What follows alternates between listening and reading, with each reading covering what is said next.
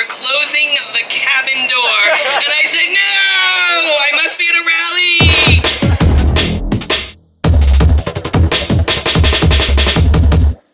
We're trying to change the law here in Massachusetts so that transgender people can live a full, happy, long life without being treated disrespectfully. So it requires all kinds of folks to call legislators. And if you're a legislator as a co-sponsor, it takes you the next step to say, okay, what are you going to do to move the bill? What are you going to do? It's not enough just to say I support you. What are you going to do next? We are reclaiming our history. We are acknowledging our founders. We are acknowledging our role models who fought for us to be here today.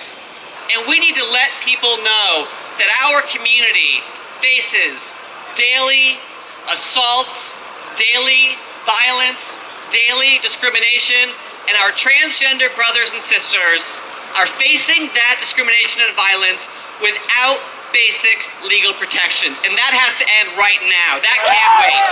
We are fighting for basic civil rights, basic human dignity, and that is not political. Our opponents are going to say the most disgusting things. They already have been. They have no shame in lying about what this bill does. We as a community have to stand up and say enough. No more lies. Our community will not be a political wedge. We are going to fight back, and we are going to win with your help. We need to send a message to those Tea Partiers, the people that are following them, that we're frustrated too. When our people are told you're fired because you're living out your life as who you are, or you can't get this job because you're a little bit too femme or a little bit too butch for me, yeah, we're frustrated. Those are our jobs too. We have a reason to be frustrated. Yes, these are difficult economic times, but it's not enough to stand up just for a job for straight people. That's right. We have to fight for jobs for everybody, including our transgender brothers and sisters. Fight for a society where all people can express themselves and be who they are.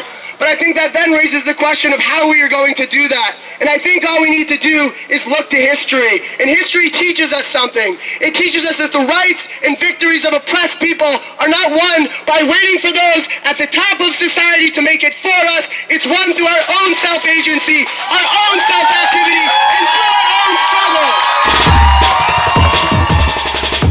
So what is it we're changing? We're not just trying to make things safer for people who identify as transgender.